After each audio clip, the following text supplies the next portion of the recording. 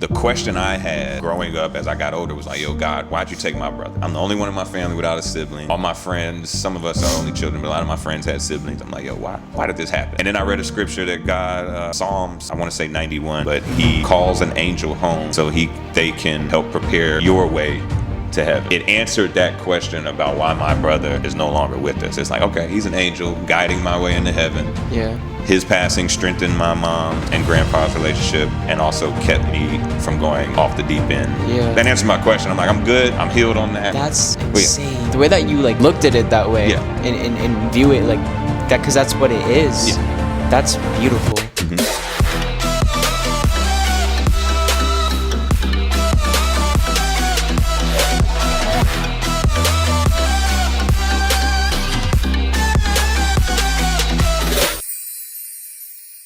What's up, guys? Welcome back to another episode of the Pray About It podcast. Today I'm welcoming, and we're with Jeremy today. Jeremy Paige, everyone. So how are we doing today? Doing great. Just got back from church. 10:45 service at Victory. It was great. Miracles of Madness Part 2. And it's the first time I've been back in a while, just because my Sundays are tough to the travel, but it was great. Good fellowship. I feel like you're always out everywhere. Yeah. Like you're like doing something or whatever. But I want you to come on here, just like you have a lot to share, and like he was in my freedom group too, so we got to know each other quite well, and like it was amazing just like witnessing like everyone's growth. Yeah. But like what do you got to share?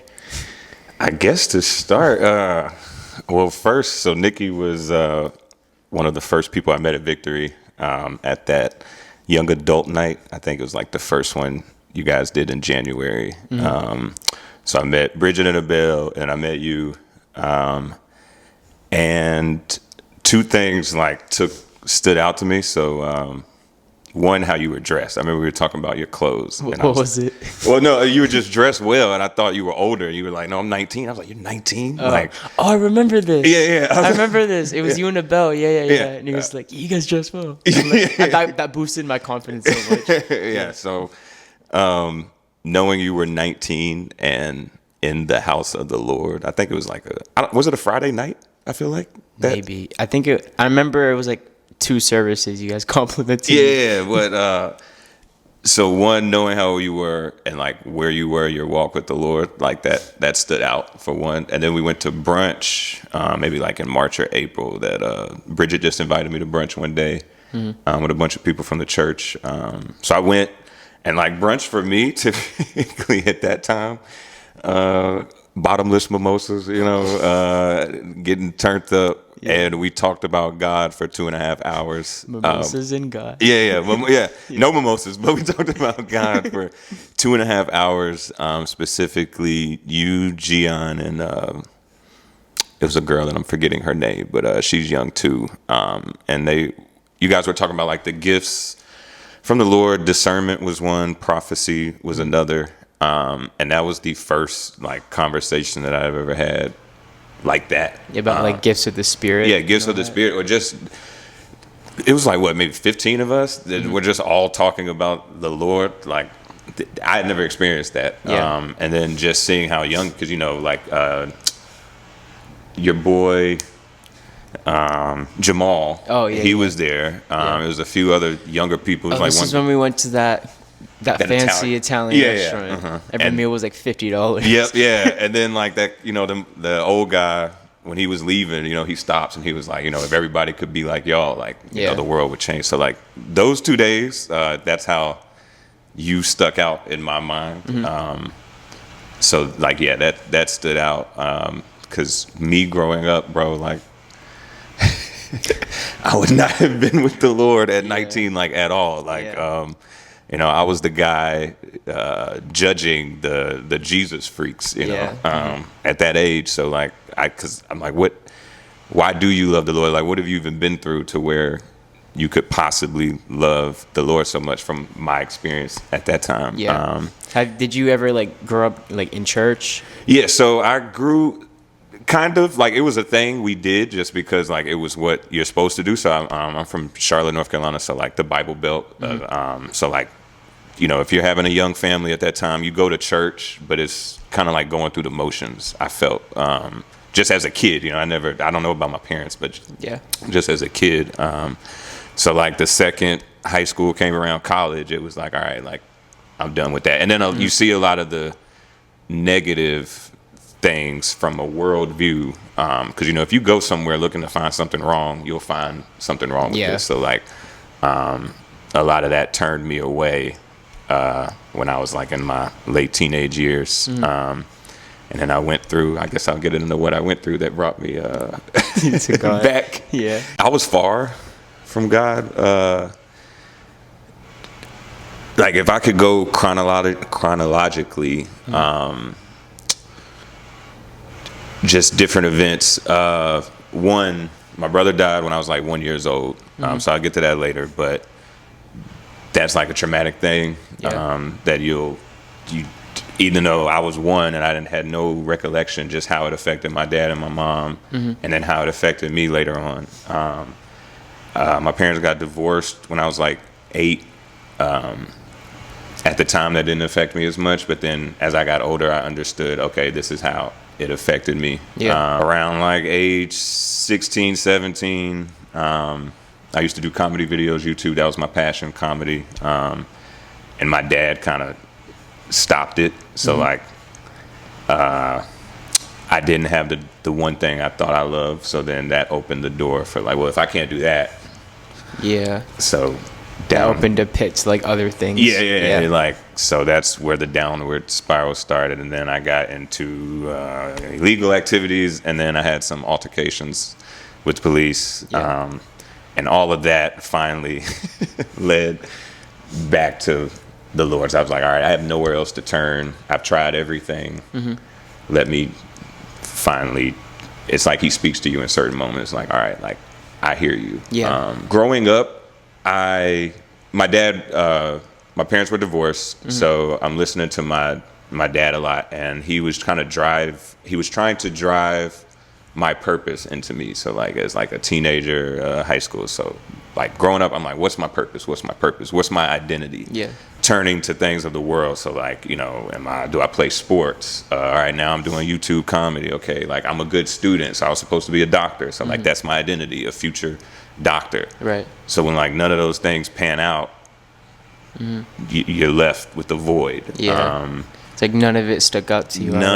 So like nothing stood out, nothing took hold.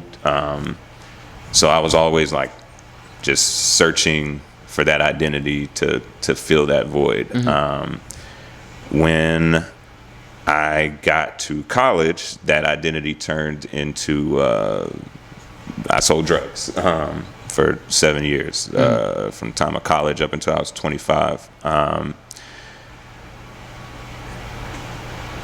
I'm glad for the experience because I'm able to relate to a bunch of other people that are still in the world. Like now that I'm on this side, nobody's ever too far gone from the Lord, from God. Like, and He always has His hand on you, even when you're there doing wrong. Like He's still there guiding you, taking steps. Like there's a poem that my Aunt Teresa had in our bathroom at her house for like ever. And it's like 5 of us cousins. And we've never said anything, but all of us have our own relationship with that poem, and therefore our own relationship with the Lord, like how it relates to us. But it's that poem, The 2 Footprints in the Sand. You know the one I'm talking about? It's like maybe I don't know. Okay, so it's a man. He's going over his life with the Lord, and he's like, Lord, when my life got hard, and he's looking at the sand, and there's 2 footprints. But during the hard times, there's only 1 set of footprints. So he's like, Yo, Lord, how come during the hardest times there's only 1 set of footprints? He was like, then I carried you. Like I wasn't just walking beside you, I was carrying you through those hard times. So like when I got through my hard times, I was like, oh, He was, even though that was hard and that sucked, and I wish I didn't go through it, I wish I didn't make my decisions, He was literally carrying me through that the whole time. It's interesting how like people's testimonies, like they're so different, but in a way like everyone can relate to that in some type of way. Like your story of like your past, there's someone out there that might be going through that exact same thing. And like, like you sharing that, it can give them hope. Like Bridget was sharing her testimony, I think at Friendsgiving, where she mentioned like she's had a great life, so she's never been able to relate to like people that have had stuff. And I was like, yo, like that's how I felt as a kid. Like I had everything provided, 2 parents, even though they were divorced, like they was great. Went to the best schools. I'm smart. I had food in my stomach, a roof over my head, but there was still something missing. Like even though I have all of this, I have nothing I can complain about. There's still something missing, and so you turn to other things. Yeah. But yeah, so I graduated college, pre-med, was still figuring out this doctor thing, but I knew that's not what I wanted to do. So when I got home, I was still selling drugs. The part that comes in with the police incident, why I mentioned as part of my testimony. So like my senior year, me and a friend got pulled over. In college? In college, yeah. Senior year of college. Me and my friend got pulled over in South Beach and had a whole ordeal with the police to where if things had took one step further, it would have been like one of those news stories, like, unarmed black kid gets shot for what? So like that produced a lot of anger in me. Rightfully so, like I now had a big fence up due to the offense that I just went through. Yeah. So I was pretty much angry from that point on till a little while ago. The police, America, racial started to creep, race stuff starts to creep in. Yeah. And it holds you back from like the love of other people. Right. So like anybody that identifies with those things, now I'm like, nah, I don't want nothing to do with it. And now I'm not just being a good person. And that hate in my heart, like, yeah, it stays there. Like it's not affecting anybody, the other person not affected by it. These other entities, like the cop that almost killed me, he's living his life, but I'm over here dying. So that happened. And I had to deal with that hate after I got with the Lord, and that's what freedom helped a lot with this particular go round. Yeah. That changed my life, put me on the course to change my life. Like it was definitely a big step. So you went through freedom twice. Yeah. Yep. So versus the first one that you went to versus the second one, like what have you like learned from both of them? So the first one, I went through not fully ready to surrender. Like I didn't know what surrendering was through the first one. So the first one was kind of just like me learning how to get closer to God, but still, even though, the first week is, hey, you got to choose between the tree of life, the tree of good and knowledge, good and evil. Yeah. I was still like, okay, I was going through it like, let me see which one, and I'll choose what to surrender to God, essentially. Not like intentionally, but just when you don't go through it ready to fully surrender, that's just how it might come. Because if you still, I don't want to use the word want, because like it's a desire, because you want to surrender that, but you know that like right now you can't fully do that, and it's just like what we learned, like you can't immediately just give it away. That needs to be replaced with something. Exactly. Yep. Yep. Yeah. It has to. You have to take away the bad, but you have to replace it with good, with Jesus. Yeah. So that's what I learned the second time going through. So the first time I went through it was earlier this year. Then I go home for like 3 months. Everything I learned from freedom, all the lessons, not the love of God, but just my relationship with him did not grow when I went home. And just kind of everything fell apart. So the second time I went through it, I didn't even plan to. CJ asked me at Grit and Glory. He's like, man, come on. Like, it's me, Joe, Abel leading it. We got Nikki in it. It's a good group of guys. Like, he said, we need you. Like, I need you to. So I was like, all right. Like, the way he put it, I was like, I'll do it. Even though they were, quote unquote, like the leaders, you still had a leading portion in it. Just from like experience and like, like guiding us in every way. Definitely. I definitely felt that. So like the second time going through, I picked up on things that I did in the first time. I went through it fully intent on fully surrendering. And it also went hand in hand with 75 Hard, because discipline was my word of the year, like starting from January 2nd. Yep. So like I was learning how to be disciplined that first time in Freedom. The second time was like, I'm fully disciplined. I'm fully surrendering. And I got so much out of it. I wish I could have been there on the second day of that conference. Yeah. So when I got back, I went through the whole thing with the cop. I go home. I'm just stagnant while I'm home. So ages like 22 to 25, I'm not doing anything, in and out of relationships. Again, not feeling fulfilled and wondering what more to life is there, you know? Yeah. And letting myself be distracted by other things during this time. So finally, I get caught in the best way possible of my illegal activities. 3 different outcomes could have happened. One, somebody could have died by the drugs we were selling, me and the person I was selling them with. I don't know how that would have affected my conscience. Like, I don't know what the legal ramifications of it, but how it would have affected my psyche, I don't know, because I know I would have been responsible for that. And I'm not like an evil guy to where I've been like, not my problem. 2, the person I was doing with could have got caught and they would have gone to prison, and that would have just been a whole Process. ordeal that neither one of us would have wanted to go through, obviously. Yeah.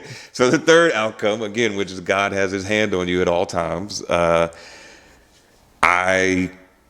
got a lawyer. My mom found this lawyer who worked miracles. He got me a plea deal where I have no record. Wow. Yeah, no record. I'm not a felon. Praise God for that. Oh yeah, definitely. I had to go through a little program that set me on my path to getting to God. And then it also strengthened my relationship with my mom, like tenfold. So yeah, all of that happened. I started going to NA, Narcotics Anonymous, due to this like plea deal I got to do. It's like a 12-step program. As I'm going through that, I'm like, we always refer to a higher power. So I'm like, this kind of, or is it like higher power? This is God. Yeah. So let me go to God. So now I'm like, all right, let me go to church. I step into Elevation, May 2019. There was a song that they played called I'm Gonna See a Victory. So I was like, oh, well, I want to see a victory. Like, all right. So that immediately like got my heart open. The sermon that day was The Detour is Your Destiny, by a guest preacher. I think his name's Tabner Smith. So I also went looking for Furtick too. And then he wasn't there. I was like, oh, but then I get the message I needed to hear. So it immediately taught me not to idolize. Don't look for the messenger, look for the message. Right. So I learned that lesson very quick, immediately. So May 2019 is when I started this walk with the Lord that I've been on. And it was like an up and down walk. Yeah. I want to, like, this is pretty cool. Like, when, like how you said, like, once you got caught in that situation, obviously it could have been like 100% worse. Oh yeah. Thank God, like, it didn't have to go to those outcomes. Yeah. But, like, once that happened, God started to like come into your life. Yeah. Because definitely. like, you know, like naturally, like sometimes we have to fall in order to like see our mistakes. Oh, yeah. And then, you know, walk with them. Yeah. But yeah, that's really cool, honestly. Yeah. So how that all played out. Yeah. I was at rock bottom. I'll go back to my love of comedy, but I've always been a joyous person. Like, my word going into 2025 is infectious joy. That is something I want to live for the rest of my life. Like, I want so much joy to where it naturally spreads to other people. I think I have that gift. All that went away, bro. I was depressed. Like, you know, my therapist was like, this is temporary depression. You know, nothing was funny. For like 6 months, I didn't laugh at anything. Yeah. You think you're the worst person on the earth. Right. You're talking bad to yourself. Like, you think you messed up with everybody. You know, like you feel horrible for your parents, the people, like everybody you let down, and there's nowhere else to turn. So, and hopefully at that point, and when you are in rock bottom, you're willing to be like, all right, like, because there's a lot of people who just give up. Yeah, man. And like, you know, like you can't in those moments. Those are the real moments that, you know, like where you're tested. Yeah. It shows like who you are as a person. Definitely. Yeah. I want to talk about this too, like comedy for you. Yeah. So like this is like it's a huge part of your life. Yeah. And you're like doing comedy shows. Mm-hmm. Awesome. Praise God. I'm excited to go to the one Yeah. soon. But you mentioned how like, you know, you did that when you were little, but you know, your father didn't really like that. Yeah, so another part of the second part of Freedom, Franklin Diaz at the first day Friday, he was saying this, I think we talked about rejection. He was like, you know, a friend, because it's always the people that, like Pastor Donnie talked about, it's the people that are close to you when they say something negative over you that you care about, not anybody else. Right. So Franklin said, you know, some of my friends said, bro, you can't sing. So then he didn't sing. I don't know how long, but like I think he said he's like my age, like 30 something. I'm like, he's the worship leader. Mm-hmm. Like, could you imagine? You know what I'm saying? Like, so yeah, unfortunately, my dad caught wind of my YouTube videos. Now my YouTube videos were not honoring God at all. Are they still up? They might be. I'm not looking for them though. I hope they're not found. A lot of cursing, a lot of I was trying to be Dave Chappelle, Richard Pryor, like it's horrible. You were a kid. Yeah, I was a kid, so that's another thing. Like, I think people would have gave me grace, like, bro, he's 16, but according you get canceled now for that. Oh boy, this guy's terrible. Like, I had to delete Twitter because of things I have said publicly on the internet. But yeah, so he, it was a back and forth because, you know, he saw him, I take him down, I create a new account, he see those, I take him down, and finally it came to a head my senior year of high school. I entered like this filmography competition at school. So I like made like videos that I thought had a point. There was no cursing. Like I thought I did it right. Yeah. And then he was like, why do you have to do this? So that like just broke me. So me and him discussed that earlier this year. So we're good. Mm-hmm. But you know, he had his reasons. I had mine. Obviously he's a father. Yeah. But I was like, well, if the guy, and he introduced me to comedy. My dad's like one of the funniest people I know. Anybody that meets my dad, they'll go, like me and him are exactly alike, except when we're around each other. Because he has to have all the energy. It can't be two of us, you know. Like I gotta take a back seat. But like, he's hilarious. So and he introduced me to comedy. So when it came from him, I was like, well, F it. It's in the genes. Yeah. I was like, forget it. Like I'm done. So I didn't pursue it any further, and due to the fact, and I was spending all my time, like, you know, you edit these videos, you know how much time it takes. Yeah. So imagine like every weekend, at least 2 weekends a month, I'm like spending 8-10 hours on this YouTube stuff. I'm always writing it. I'm spending a lot of my time positively. Yeah. Now that has been taken away. Yeah. So like, how's that process? Like as a comedian, like writing your jokes down, practicing. So yeah, now, so I always wanted to do stand-up. Yeah. Just like a brief intro into how I got it. So I always wanted to do stand-up. Earlier this year, I ended 2023 horribly. New Year's Day 2024 was horrible. Right. To the point where I was like, all right, again, let me do something else. I know where to go, so I went to God. I started going to prayer and fasting in January. During the prayer and fast, I was like, yo, my passion, I want to tell jokes again. Mm-hmm. Help me write a joke. I went home, I wrote my first joke. So I was like, okay, this is, you know, when something happens quick, you know, I've been trying to do stand-up for 10 years now. I've never done it. And all of a sudden, one day it's like, all right, like, let's do this. It just hits. So the process. So I went to a class to learn because I need to learn practically. That's why I love Freedom. It's a practical application. I need that. I don't need abstract things. But so the class, he was like, one, we're gonna have fun. So go up on stage, have fun, be yourself. Imagine the class is serious. Like comedy. So you would think, but so many people are naturally nervous. You know, when you hop on the mic, how to make people laugh. They're just like, that joke sucks. So like, you know, the crowd picks up on your energy if you go up there confident and having fun yourself. So like, when I go home after this, I'm gonna practice my set that I'm gonna do Tuesday. I'm gonna have so much fun in my room with my dog. Like, bro, I'm letting you know, I'm coming with tomatoes. Hey, I hear you, man. I'm be dodging them. But no, so the process. So you write a joke. It starts with a topic. So you get a topic that you want to talk about. And then from there, you kind of just write, okay, what do I want to talk about it? This. So like, I'll go into my set that I'm gonna do Tuesday, becoming this new walk with Jesus Christ. Like, okay, it's a lot of funny things I've experienced. Yeah. And I can, all my observations, so it literally wrote itself. But it like starts with a topic and then just writing from there. The jokes will come because obviously you're a naturally funny person. So like the jokes will come as you start to improv that. Improv it, talk about it, workshop it.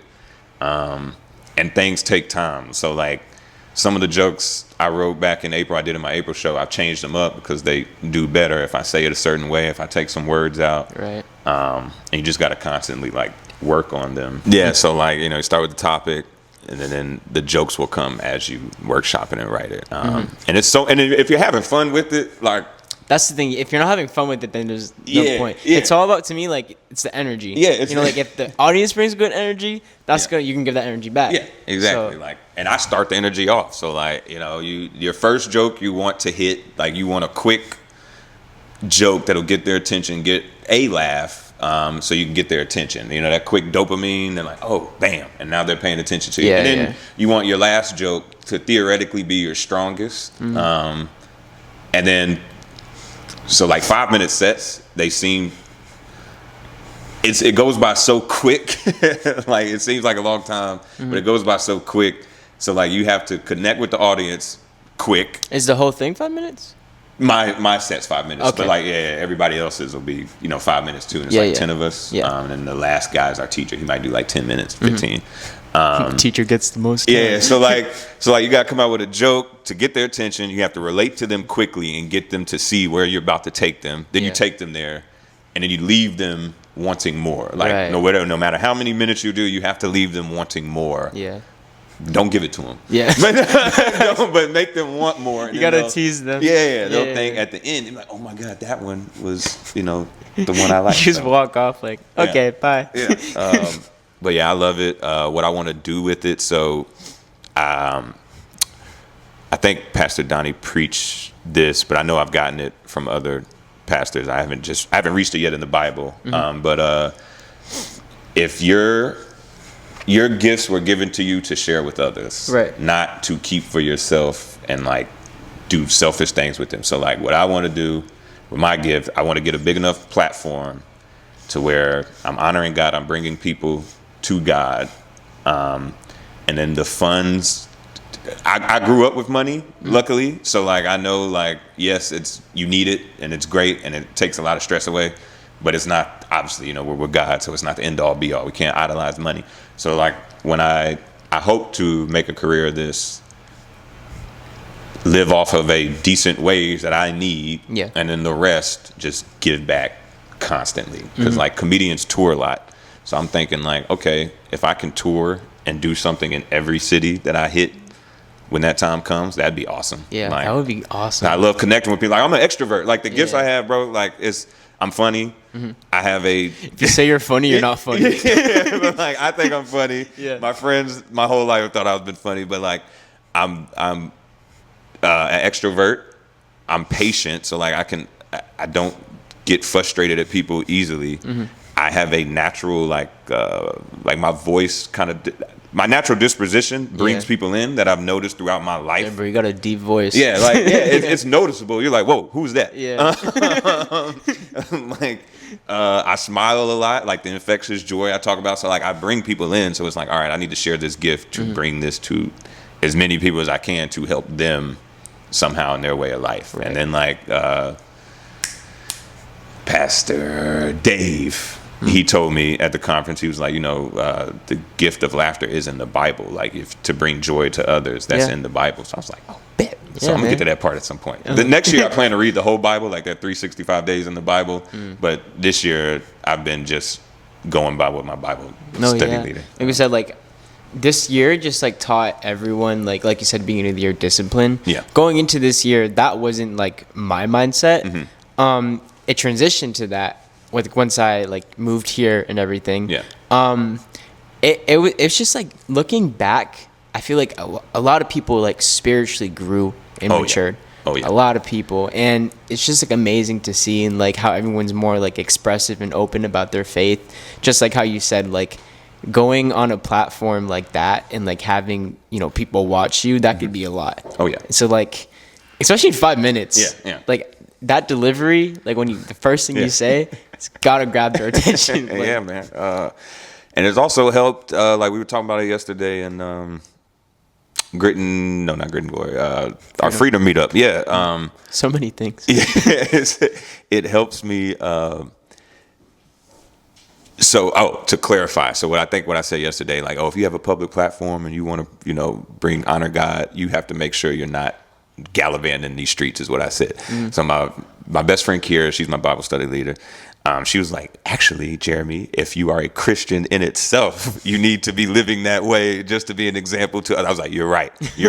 But I'm just saying, on a public platform. So what helped me get personally convicted with my tongue, Ephesians was the first book in the Bible that I opened up this year. Yeah. And like the first chapter in that was talking about the tongue. Like the power of the tongue. Yeah. You either speak life into people or death. You either are saying good things that are coming from your heart, or you're saying evil things because your heart's evil. That must have convicted you a lot. Oh, yes, it did. So I was like immediately there before I started. When I took the class, I was like, well, I want to be clean. So at first I was like, well, I curse a little bit sometimes, but I definitely don't want to do that with the mic in my hand, because I'm trying to be a Christian. Like, I don't want nobody to say, hey, you just, so. That's like extra effort. Like as a, like being in comedy, I don't know what that's like, but like 50% of the vocabulary is a cuss word. Yeah. So it's like. Bro, it's tough. I have slipped up a couple times since I've done it. Amazingly, every time I start and I say, if I go in with the intention of God, so like before I get on that mic, if I say Christ is in me, I am enough, or just something to get God back on my mind, I don't curse. I was gonna say, how do you prepare yourself? Yeah, so before the day, like I just practice, like today, and I'll practice Monday, Tuesday. I'll just kind of let Tuesday be. Like, if I know it, I know it. What's going to happen is going to happen. Yeah. But before I go on stage, I just say a quick prayer, quick self-affirmation.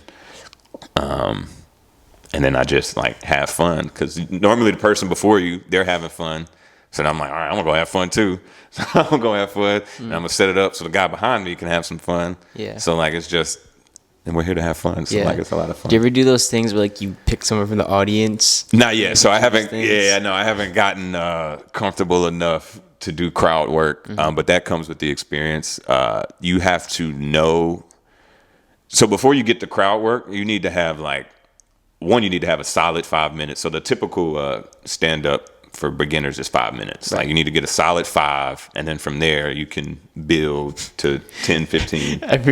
Every show is an extra minute. Yeah. You just earn your minutes as it goes. Like to the point where you can get 15 minutes or eventually an hour, which would be crazy. So I forgot where I was going with the 5 minutes. Like 5 minutes, like how. Like there's a lot to do with that and the crowd work. Oh, the crowd work. Yeah. So once you have your 5 minutes, like I can recite it in my head like it's nothing. And then I know at different points during that 5 minutes, I can go off on a tangent and I have that prepared. Cause let's say in my 5 minutes, I have 15 jokes.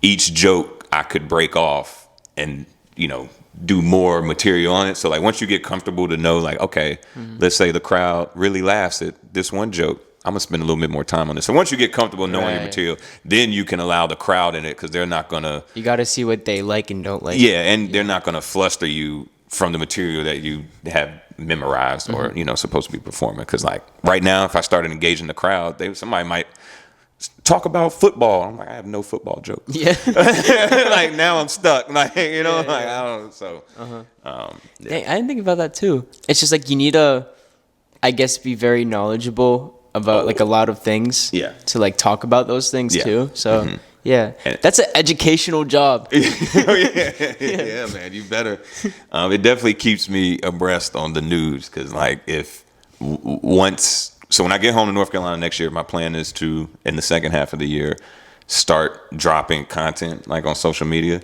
So the way they do that now, it's obviously you're making a joke on something new that just happened and to do something relevant. So like you're gonna have to stay in touch with what's going on in the world, which is direct contradiction to our walk with Christ, but it's all good. Like I gotta, because the world can make me mad hard sometimes. Maybe you can say something like talk about what's going on in the world and then add like God into it. Oh yeah, that's what I plan to do. Joke. Yeah, like, that would be, I don't know how that would work, but you know. So yeah, my plan is to point out.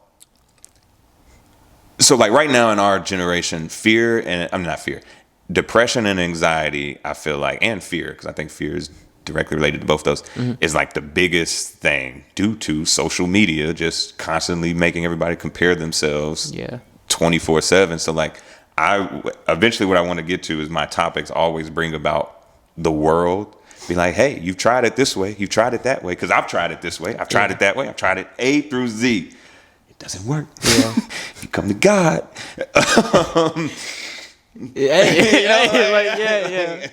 A comedian evangelist. Yeah, so like that's what I want to get to with certain topics I plan to hit as I get more experience. That's a lot. Wow. Yeah. I was gonna talk about this. So going like after freedom, and you did 75 hard too. Yep. What has that taught you? Because that's a lot of discipline, obviously. Oh, yeah, it's your first day. Congrats, man. Yeah, it's your first day off. I had a cupcake. Yeah. 12 a.m. last night. So definitely the discipline, self-discipline, which I think everybody wants and has to some degree. But again, when you have something you're doing that's bad. So like I'm gonna say my diet. So like sweet tea, ice cream. I'm going to drink sweet tea once a day. I'm going to have ice cream 4 to 5 times a week. Yeah. Which is like 500, 600 calories. That's wild. Yeah. So, and I'm thinking of it like, it's okay, because I've been doing it for so long. Yeah. It's just like, whatever. You're comfortable with it. Comfortable. The 75 hard, but I don't want to. I know I need to stop. It's tough. Yeah. 75 hard. Okay, I gotta stop. Now I'm feeling it with water and acai bowl once a week, or something healthy. But now that I've done that and I've seen the results of that, how good I feel, how good I look, how proud of myself I am. When 75 hours over, and I bought the gallon of sweet tea and lemonade, I was like, I don't even want to finish this. Like that's facts. Like I don't. It's even, like, that's how like I don't want it. Yeah. Like when I like realized that, because after everyone asks you, oh, what are you gonna eat or like do after 75 hard, I was like, honestly, I don't even know. I probably had like a little sweet treat. Yeah. But then after that, I don't want to like have those things anymore. Yeah, I think we all individually felt that way because before we started and when we realized we were missing out on Thanksgiving, I feel like the first 30 days we were all like, oh, when we get done, we're gonna have a big old Friendsgiving after the fact and just pig out on a bunch of stuff. Nobody has brought that up, and I don't want to do it. Like there were too many. Like the cookies, that Katie and Alex made Thursday. I had 2. They were delicious. But even the 2 I had, I was like, all right, I'm good. That's all I need. I'm going to go. So I can't wait to get back to my diet tomorrow and just keep that going. So you're starting tomorrow? By not 75 hard again, but just no. But just back to clean it's everything. Like a 1 week break. And that's it. And then also it taught me.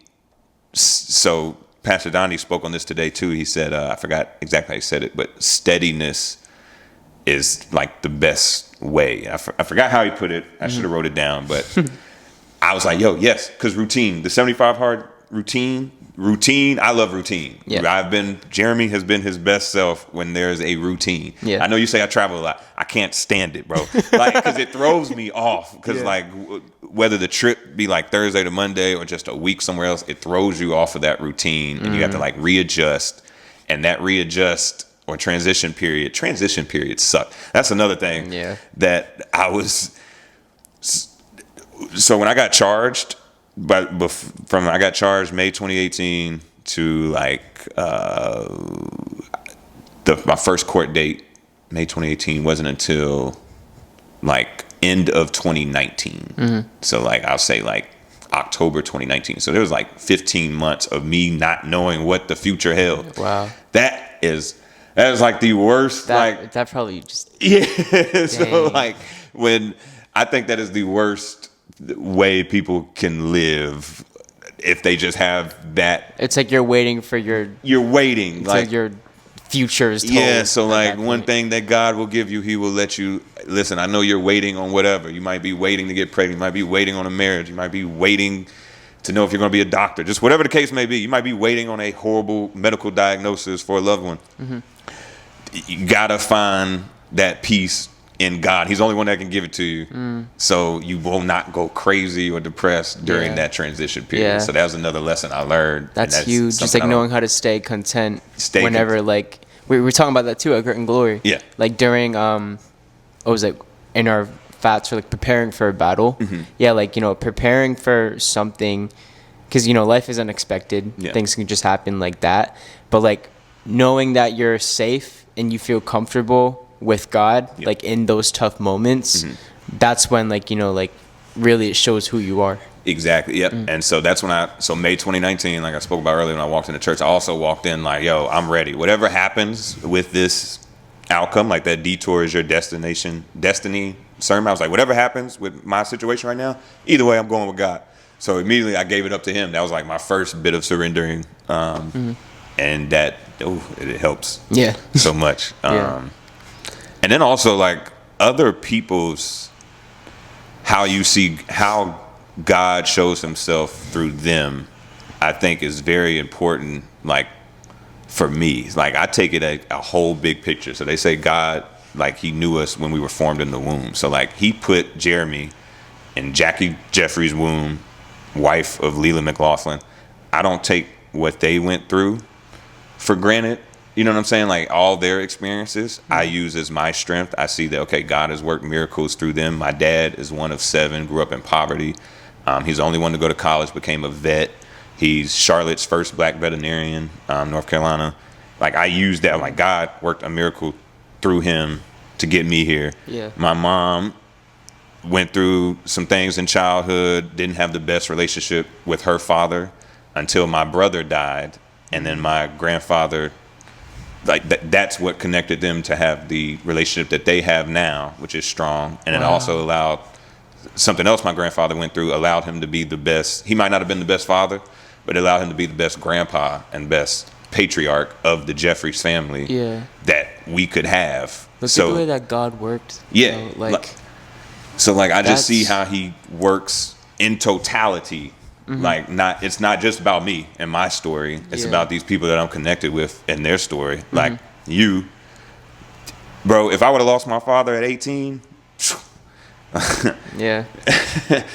it would not be your story. Yeah. Your strength through that and your testimony allows me to, and how God has worked through you, how I see it, it gives me strength to know, like, bro, if your faith is like that through that, who am I? I'm ready. I want that too. I want that faith too. Who am I to say no to you, Lord? So like it all works. Yeah. In conjunction. It just it's like once you're taking yourself out of the picture, and you're viewing it from other people's perspectives, which is the most important thing ever. Yeah. It's like we can't have fully understanding of what's going on in life without like seeing it from everyone else's perspective. Exactly. And it's not about us. Yeah. Literally not about us. Like stuff happens. There are people in those apartments who are living their life too. So it's just like, dang. Yeah. We're just doing our own thing. Yeah. Just trying to live. And then sometimes you have, I think I touched on everything, but back to my brother, the question I had growing up as I got older was like, yo, God, why'd you take my brother? Like, I'm the only one in my family without a sibling. All my friends, some of us are only children, but a lot of my friends had siblings. I'm like, yo, why did this happen? Yeah. I had that question. Obviously, you don't get your answer. Yeah. Until I'm in NA, Narcotics Anonymous, and this guy sharing his story about how, he was out here in these streets. He got saved because when he finally, he was in Hawaii for whatever reason, but he was in the hospital, and his uncle had passed. And his uncle was like the best guy in his life, the best person. And he was like, yo, like the best guy in our family just passed. Like now I have to, for what reason? But he basically equated it like, bro, I got to get right. Yeah. And he got right. And he attributes that to his uncle, his relationship with God, him getting right. He attributes that to his uncle passing. I think Chris kind of had a similar story on Friday at Freedom. Yeah. So kind of when I heard that, and I thought to myself, I was like, well, I never got suicidal when I was going through my lows because I was like, my mom already lost a kid, and I can't do that to her again. Like that's, I don't want to go into suicide, but like how that would affect my mom is what completely took that option off the table. So when I got to, I was like, oh wow, and then I read a scripture that God, Psalms something, I want to say 91, but he calls an angel home so they can help prepare your way to heaven. So like it answered that question about why my brother is no longer with us. It's like, okay, he's an angel guiding my way into heaven. His passing strengthened my mom's and grandfather's relationship, and also kept me from going off the deep end during my time. So like that answered my question. I'm like, I'm good, I'm healed on that. Thank you, I appreciate you. It took 28 years to figure out this answer. That's insane. Yeah. The way that just like played out, the way that you like looked at it that way, and view it like that, because that's what it is. That's beautiful. Wow. Because it's like, obviously, losing someone, like, it's hard. There's nothing more worse than that. But it's like, for me, like, once I found the beauty in it in a way, and understood that, like, because if I don't think till this day, like, if my dad didn't pass away, I don't think I'd have a relationship with God. And, you know, thanking him for being my earthly father, you know, like teaching me, like, you know, to grow up in this world, like, you know, helping me, that prepared me to be with my heavenly father. So like, it's really all about the way you view things. That's wow. Glass half full. That's real. And then another practical thing is I'm an extrovert, but I also have always attached myself to like one best friend growing up. So I was like, oh, if I did have my brother around, I probably would have not ventured out and had all the great friends and community that I've built. Because I probably would have tagged along more with him. But so that's another thing. Like my best friends are my two cousins, who I probably wouldn't have had the strongest relationship had I had like my brother there. So like that's another, you know, God works in mysterious ways, they say. But it's always like, hey, it's always for the better, man. Can you say a joke? Should I say a like joke? Right off the bat? Like, you're 5 minutes right now, 5 minutes time. Let's see, a one-liner joke. Oh, I got a one-liner joke that I'm going to say. Yeah, I like this one. So, everybody in here, everybody got a Ring camera? Yeah, okay. Shout out to the Ring cameras. They prevented crime, but they've also prevented Jehovah's Witnesses. Oh my God. That's what I'm throwing in there. So that'll be in there. I got to write that in today, but that's going to be in the show Tuesday. I love that one. Someone going to be offended with this. So like, and you also want a joke to be as concise as possible, then you expand it. So I had a more elaborate Jehovah's Witness joke, and then I said that. I was like, no, that right there is funny. Like that's a funny one-liner. How do you deal with that? Like knowing that, like, I guess like, you know, you're up there and like, you know, you're not going to please everyone. But there's going to be people who are going to be pissed off. Oh, man, Nikki. So growing up, I always dealt with comparison. I love my dad. Dad, we had a talk in February. I love you. But he compared a lot when I was in like the middle of high school. It's like, yo, you have all of this. They don't. You got to be better. So like that's one. Two, I always aim to people please. Like I learned very quickly, if I do what somebody wants me to do or say what they want me to say, I get the outcome that generally favorable for me. So I learned that very quickly as a kid. And then I worry about others' opinions. So like I went through that. So like my first YouTube videos, bro, all the stuff I was saying, and some people were coming back, I'm offended. I was like, how are you offended? Like, you know, like I'm having fun. I'm doing guys, like, I said a joke. Yeah, like, it's fine. So now that I'm with, so before I was doing offensive things and I wouldn't care. Like if you say I offended you and I don't think I did, now I'm going to hit whatever I said offended you like 100 times worse. So Yeah. like, bro, so I had a joke. This is horrible. You know who Emmett Till is? The black kid that died in like Chicago. It's like a civil rights thing. But it's this kid that died in the 50s or 60s in the South. Horrible. It's a big civil rights thing. But I had a joke about him and the whole situation. It was like one, I'm a black guy, so I could talk about black things. It was the two white girls in class, bro, that took offense to it. I was like, first of all, like, you have no right. But then, so the fact they took offense, bro, the second version of the story, I basically wrote to offend them. So like that's where my tongue and my mind was at that time. So I'm glad I never took to comedy then, because I would have got on stage and just filth and filth. But now that I'm with God, I'm convicted in the things I say to know, like, okay, I know my intention, I know my heart. I don't think it's offensive. If somebody gets offended, we can talk about it. I'm sorry, but I don't think it is. But I'm willing to discuss it. But like a lot of the things I say, I don't think will be offensive or make other people like angry. Like, this is the last thing I want to do is offend. So at the end of the day, you can't please everyone. I can't please everyone. So like, I gotta joke about Peter, but it's like, come on, bro. Like, it's like, did you ever have a time? So like, when I was out not with God, I think there were times that like he tried to speak to me, and I chose against it because I thought like I wasn't ready or just whatever. Have you ever had any? I feel like there were big tests of faith. Yeah. So I would say like moving out on my own, for example. Okay. That wasn't like a decision. It was I had to. Like I had to move out. Was I nervous living on my own? Yeah. Yes, my first time, but I'm blessed enough to like, have it with like, John Carlos, Nate, and Matt. And that was a really like big transition because my sister was moving to Jacksonville at the time too. Now I'm moving out. My mom's going in her own place. So it's just like, dang, this is a lot. And I was telling God, like, can I have another option, please? And he's like, no. I was praying about this. I fasted about this. Didn't get the answer I wanted, but that's the answer I needed. Yeah. So I guess like, that, like those are little moments.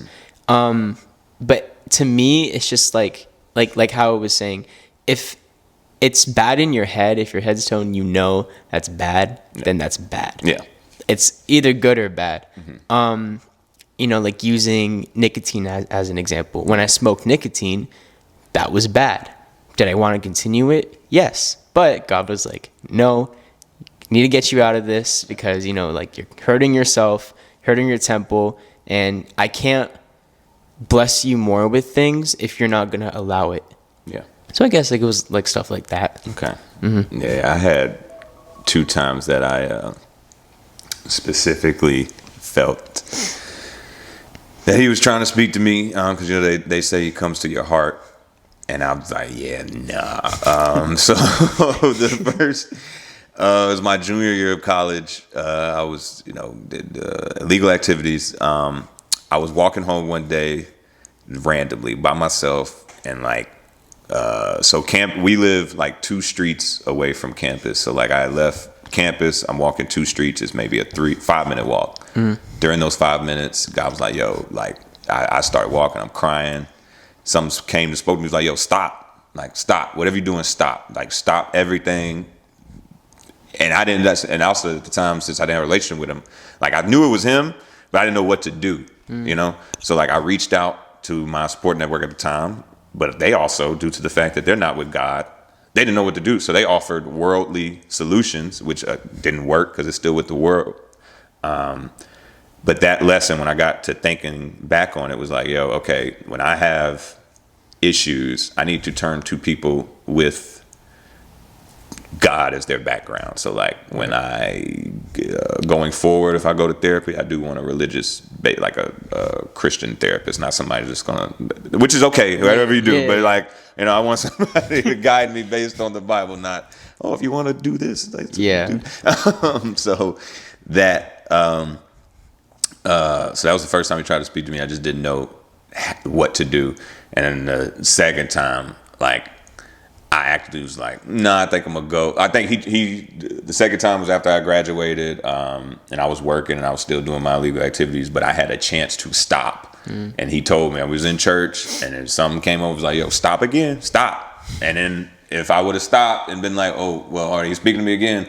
Where do I turn to this time? Ooh, I'm in church. Yeah. The answer's right here. But that time I actively was like, nah, let's go lower. So, and I went as low as I could go, and finally he did not take me to the lower outcomes. But like those were 2 times. I feel like he gives us little warning signs. Yes. Oh yeah. He'll give you warnings. Like they say it's a gut feeling when you know you shouldn't do. So before I got caught, I knew I was about to get caught. Like every thief, I was stealing too. So that every thief you've ever talked to that is in prison or in these interviews, they say, bro, before I got caught, I knew I was about to get caught. Like something told me, do not do this. Yeah. But then I did it. Yeah. And that's a lot of people, not just thieves. There's a lot of people that have gut feelings. Like, I shouldn't do this. And then you do it. Yeah. Like, ooh. Dang. The consequences of my own decision. It's like, but yeah, so just moving forward, man, when I go back home, like I want to be an example of Christianity, of a good Christian, and hopefully lead by example all my current friends that I have. Yeah. Because I think that's all you can do with like the current people in your life, because it's going to take some time for them to see your new identity and like. That's facts. Yeah. I'm still like struggling with like trying to, like with my old friends. Yeah. I would hang out with them once in a while, but obviously it's not the same as it used to be. Yeah. So it's like I try not to drown them with my faith. Yeah. Not push them, but share instead. Yeah. And praise God, like that's been happening a bit more with them. And you know, I pray that, you know, like there's a day when like each of them would come to Christ. Yep. But again, like it's just everything has its own timing. Yep. But for you, like I know like for a fact, like everything that you've gone through, like, you know, your time here, God has like, you know, taught you enough and put you in the right like head direction to like face these things head on. Yeah, definitely. And yeah, like as far as being the example, like what you just said to your friend. So my best friend Kiera, we met in boarding school in high school, and she's been a big part of me coming to the Lord just by how she dealt with me like while I was out there. So it was never anything condemning, never anything judging. I mean, I'm calling her with these stories about all these things I'm doing in the world, and she's abstinent till marriage. She just got so she's always like had that strong, you know, growing up, bro. So so what's funny about our relationship? My main thing in life was sex. Like at middle school, high school, have sex. Her main thing was abstain from sex. So I was like, we can't be friends. And then now we're best friends. So that's funny. But she never condemned, never judged. And it's somebody that's the far right of everything I'm doing at the time in my young adult life. So when I got in trouble and I like started coming to the Lord or trying, she just kept like sharing and doing it gently, you know, like never anything condemning, never anything judging, never force feeding anything on me. So there was a time, so before this year where I took my relationship with God in my own hands, I'm going to God directly. I'm going to the Bible directly. A lot of the way I received God was through third parties. You know, I was like, oh, I'm going to go to Bible study and see whatever they talking about. I never knew what we were reading. I'm going to go to church. Whatever the sermon or the pastor tells me is kind of what I'm going to do. I'm going to just go on Sunday. I'm not going to do anything Monday through Saturday. I might listen to a couple songs, but other than that. Yeah. So through all that time, she just kind of stood there and just waited for me to go through everything I've been through. And like the strongest one is the conviction of my words, my jokes. So like, but she has said nothing ever about my comedy. And finally, like when we were at Friendsgiving and Miss Connie, Joey and Brian's mom was like, oh, I'm gonna come to the show. I'm like, ooh. I had two curse words in my show. Yeah. I had 2 curse words. One, I was like, yo, I need this curse word to tell this joke. There's no other word that could replace it. The other one, I was like, it's funny in a good way, even though it definitely might offend some Christians. It definitely might offend some Christians. But like, no. It's funny, like if they see. So the second Miss Connie said she was coming, I was like, ooh, I'm not about to do that. 10 minutes ago, I want to preach while we're doing this. Yeah. It's gonna offend some Christians. Yeah, exactly. So like. So I was, oh wait, what am I like? Duh, like, you know, the light goes off in your head. Ooh, I need to change some stuff. So like, I go to Kira. I was like, hey, I can't curse, and she was like, I've been waiting for you to come to me with this, like. You know, but so I was like, yeah, I can't curse anymore. Dang. I'm like, if I can't curse on stage, I got to practice off stage so I never slip up. So now I can't curse in life. Oh, boy, that's a tall task. But that happened for a reason. Yeah, it happened for a reason. Like, and it's those different things like that are still funny, how God reveals himself in funny ways. But, yeah, so shout out to Miss Connie attending my show that helped me finally realize I can't curse or like, you know, like that one joke you and Gian, like I had that joke. Gian was like, yo, tell me a joke. I was like, yeah, my ex, she broke up with me, and then she got paralyzed. She can't walk no more. So when people talk about God's timing, ... like that's a messed up joke. Like I don't want to tell. Like, I'm a word that different moving forward. You know, like I'm a word that highly differently to where it doesn't seem like I'm punching down or I'm laughing at her not being able to walk no more. Yeah. That's not the funny part. The funny part is if you break up with me, then no. But that's like, yes, explain it. Yeah. But no. So that definitely helped, like going forward and the content and like what I say. But yeah, God is always revealing himself. Oh, but yeah, originally we were talking about just being that example to our friends. Like, yeah, don't beat them on the head with it. Just be yourself. You know, they're gonna love me regardless, and I know. Hopefully I'll lead them the right way, and then I just continue praying for them. That's a big thing. Like that's the biggest thing. Like I used to not know how to pray. Now I'm like, well, if I really go down my list, there's so many people I got to pray for. Yeah, right. Dude, like, the list is crazy. The list is crazy. Once you actually write it down, you see how it's like whoa. So I have a poem that's like in the beginning stages that I'm writing, but it's called I Know a God. And I literally write out so I'm in the process of writing letters to like everybody I know. It started last year during Christmas. I wrote letters to my two best friends that were hilarious. I was like, well, I want to do this again. So then it goes from comedy to like our relationship, whoever I'm writing it to, but I literally want to write like everybody I know. So I had to write out everybody I know. And then it was like, okay, how do I know God through them in one line? So like I have a whole poem I'm working on that's how do I know God through each individual, one line. But now I'm praying for all these people. And then it started with the group. You know, people come in, hey, pray for my group. I'm like, all right, I'll pray for your freedom group, All right, we got to name things and be specific so the Lord can work. Okay, I'm going to name this out, be specific. Yeah. Like, so it's wonderful, and I know it's going to work. Like, all I got to do, I don't care how long it takes. Like, the day my father gets baptized, my friends give themselves to God, that's going to be a great day. Like, it's going to be even better than me coming. It's like, yeah, I got y'all now. Yeah. You know, you're hooked. Yeah. Like, hey, because you know how much better life could be for them. Like, like I know y'all good right now, but it could be better. Yeah. Like, I know you're down right now. Hey, I know how you can get back up. Like, it's like you know the answer. You know the answer, but I'm telling you it. But you can only do it with love and patience. Oh man, like. Yeah, because Kiera's been by my side. Like if I go by just her story with me, we probably, I'd say like 2017. Yeah, because I went to visit her in Raleigh. Yeah, so 2017. So it took from 2017 to 2024. That's 7 years of me just baby steps. Run up a hill. I'm go back down a little bit, but until to get to this point. So like. But it feels good. Yeah, it feels good. That's it. So that's a win. But yeah, I think that's what I got. This is great. Thank you though for coming on. Yeah, I appreciate your testimony. Is crazy. Yeah. Wow. Dang, this is why I like doing this. Like just hearing everyone's story. It's so encouraging. Like, let's do that. Yeah, it's wonderful. Anything else you want to say? Keep doing you, man. If God gave you this vision, this purpose, keep at it. Keep going. It's just like Pastor Donnie said today, if you have a dream and it gets tough, don't give up on it. Just take it one day at a time. Yeah, man. Like I think you have a calling with this.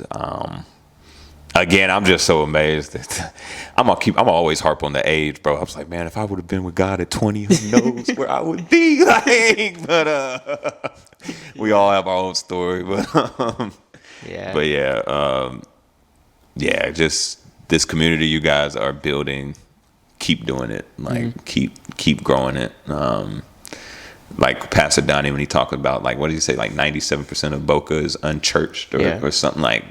I think that statistic changed. Okay. Honestly, all right, I think so. Bet 96 now. Yeah, that's what I'm saying. Like keep just going at it here. I don't know where I'm gonna end up too, so I might come back. You never know. If things don't go as planned in North Carolina, I will come back to a community I know that I'm good in. Yeah. But yeah, keep going. Thank you. Yeah, stay in that gym. Yeah. Yeah. No. Yeah. Now it's after the challenge is over. It's like now it's the real test. Yeah. So. Yeah. But thank you guys so much for watching. I hope you guys got something from this. Remember that Jesus loves you and he wants a relationship with you. Just take things day by day. See you later, guys. Bye.